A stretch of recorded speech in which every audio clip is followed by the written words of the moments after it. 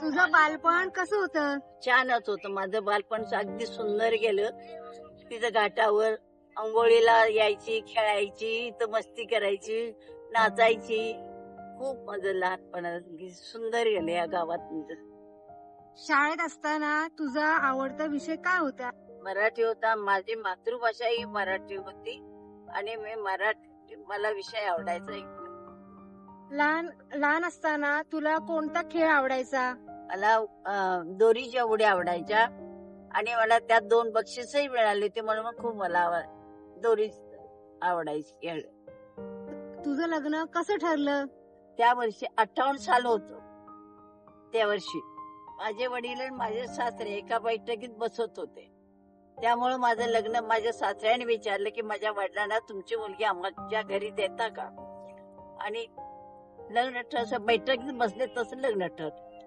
तुझी सासरची लोक म्हणजे माणसं कशी होती आणि सासरी पहिल्यांदा आल्यानंतर तुला कसं वाटलं?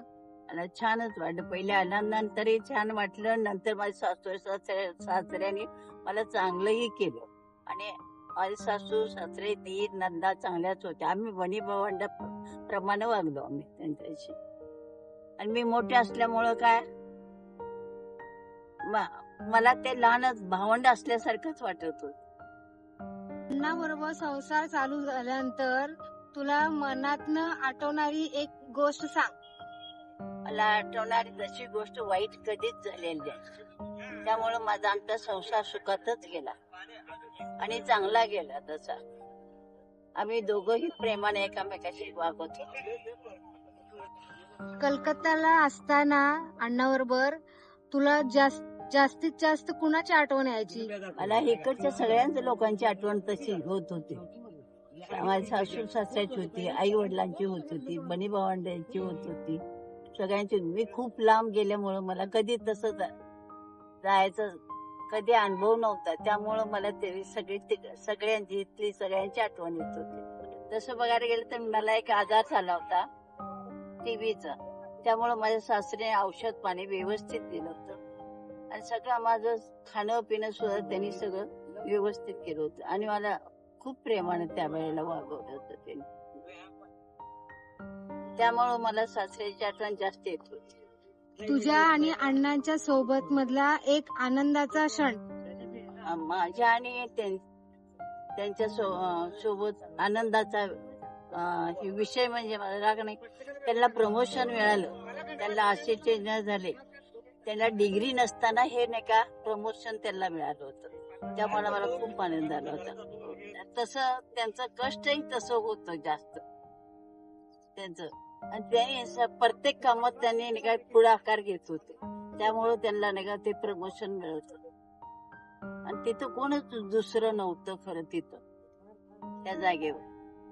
तुला जास्त कुठं फिरायला आवडतं? समुद्राच्या किनारी देवळं बघायला आवडतात मला. आणि तिकडे देवळं अगदी प्रसिद्ध आहेत, त्यामुळं मला खूप आवडतात तिकडे. आम्ही नेहमी जातो तिकडे देवळात दर्शन घ्यायला. प्रत्येक मंगेशीचं देऊळ, शांतादुर्गाचं देऊळ, रामनाथीचं देऊळ, लक्ष्मीचं देऊळ. तुझ्या आठवणीतील किशाच्या सोबतचा एक गमतीदार क्षण सांग. माझ्या सोबतीचा आनंद म्हणजे त्या दिवशी आंबे आणले होते. त्या दिवशी आमरस केलं होतं आणि तिनं एकदा आंबा नेला आणि त्या गाडीत बसून चोरून खात बसली. त्यामुळे त्याची गंमत वाटली आम्हाला खूप. सगळी आम्ही हसलो गमतीनं. तिला खूप हे केलं खरं. तुझ्या आयुष्यातील सगळ्यात जास्त अभिमानाचा गोष्ट कोणती? आता अभिमानाची गोष्ट सांगायची म्हणजे तुम्हाला अवघड आहे. हीच माझ्या अण्णांचं प्रमोशनचीच मला नाही खरंच अभिमानाची गोष्ट आहे खरं. आजी झालीस ना, हो, तेव्हा तुझ्या नाती बरोबर नातवंडा बरोबर एक गमतीशीर झालेली गोष्ट सांग. मला मुलगी नसल्यामुळे मला नात झाल्या मला 3 नाती झाल्यामुळं कौतुक मला वाटलं होतं आणि मला मुलीसारखं त्यांचं मी कौतुकही केलं होतं. तुझा आवडता पदार्थ? माझा आवडता पदार्थ पुरणपोळीचा पदार्थ आवडतो मला. तुझं आणि अण्णा बरोबर जे पिकनिक तुम्ही जायचा ना, त्यातला एक गमतीदार क्षण सांग.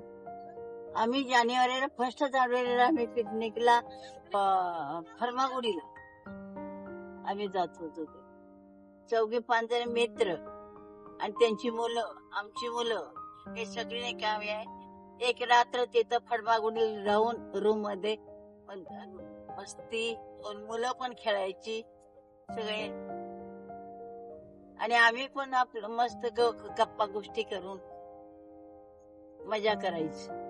तुझ्या आयुष्यातला एक चांगला म्हणजे चांगला क्षण आणि एक वाईट क्षण, तसंच गोव्यात आल्यानंतर, नवीन घरात आल्यानंतर तुला कसं वाटलं, त्याबद्दल काहीतरी सांग. माझ्या खरं बघायला गेलं तर वाईट अगदी काय तसं कधीच घडलेलं नाही आणि चांगला क्षण सगळे आयुष्य माझं तसं चांगलंच गेलं. कलकत्त्याहून आम्ही इकडं गोव्यात आम्ही शूटिंग झालो तर आम्हाला तसं सगळ्या लोकांनी, गोव्याच्या लोकांनी खूप प्रेम दिलं. तसं माझी मुलं 3-3 वर्ष एका घरात राहिलीत मला आणि शिवाय माझा नवरा पण तिथं नाही का ब्राह्मणाच्या घरात 4-4 महिने जेवलेत. त्यामुळे आम्हाला खूप त्यांनी हे केले, गोव्याच्या लोकांनी खूप मदत केली आम्हाला. शाळेतील तुझ्या गमतीशीर एखादा क्षण सांग. क्षण म्हणजे आता काय सांगायचं तुम्हाला, तेवढे लहानपणी जातात इथंच शाळा असल्यामुळं आम्हाला खरंच घाट आणि आम्ही आणि एक नदी, त्यामुळं आम्हाला मजा वाटायची इथं. आम्ही नदीतही खूप पोहलोय. तसा नदीत मी पोहायला शिकले, आंघोळीला तर नेहमीच येत होते. आम्हाला थंड पाण्याची आंघोळ करायची खूप सवय होती लहानपणी. शाळेत मस्ती काय केली ती सांग. मस्ती एकदा बुडले ते पाण्यात, मस्ती केली म्हणजे पाण्यात पोहत होते आणि खरंच मी ते परकरचा फुगा केला, मास्टर ते निसटला आणि ते सुटल्याबरोबर खाली गेले पाण्यात आणि मग मी हात वर केला, बरोबर मला काढलं वरती. ही मस्ती, हीच शेवटची मस्ती झाली माझी आणि आयुष्यात त्या वेळेस जगले हे मी खूप मोठे आहे. तेवढी मस्ती मी शाळेत काही जास्त मस्ती केली नाही, कारण मी शिक्षक होते आम्हाला, ते मी द्यायची त्या शिक्षकांना. कदम होते खूप प्रेम त्या आमच्यावर करत होत्या. आम्हाला त्याने घरी सुद्धा शिकायला आम्हाला ट्युशनला बोलवत होत्या.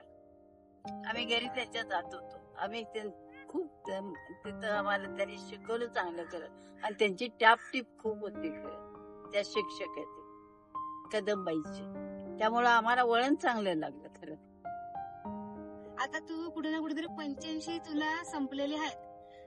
आता एवढा मोठा प्रवास तू काढलेला आहेस, तर आताच्या पिढीला, आताचे जे जनरेशन आहे किंवा आताची जी पिढी आहे, त्यांना तू काय सांगायला इच्छिते? खूप आनंदाचे गेले. हे खरं बघायला गेलं तर आमचं गावच तसं, घाट, नदी, शाळा सगळे जवळ असल्यामुळं काय झालं, आमचं सगळं आयुष्य चांगलंच गेलं आम्हाला. आणि आम्हाला तसं मस्ती बिस्ती करायला आम्ही इथं कोवरीत खेळायला आम्ही येत होतो. आम्ही इथं हे काय हातगा सोडायला यायचं, जेवायला यायचं, सन्न भोजन करायला येत होतो. तसं खूप आम्ही मस्ती केली. खेळून मस्ती करून खुश राहावं, हेच मला लहान मुलं आहेत. खरं आमची ही 2-3 मुलं आहेत नाही, पालवी झालं तर तिच्या बहिणीचं नाव, तुझ्या बहिणीचं नाव काय? परी. आणि ही 3 मुलं तरी मला इतकं प्रेम देतात की खरंच इथं आल्यानंतर मिठ्या मारून मला अगदी नातवंड माझे जवळची अगदी असल्यासारखं मला खरंच या पोराने प्रेम दिलेला आहे मला खूप. हिला बघून सुद्धा एवढी असते की ती काय बघायला नको, केवढी मोठी ती वरडली माहितीये मला तुला मगाशी. माझ्या नातीला मला मुलगा झाला मला खूप आनंद झाला. ते प्रेमानं माझ्याजवळ येतात, मिठ्या मारतात, पप्पा देतात. खुश आहेत मी त्यांच्या बरोबर सुद्धा.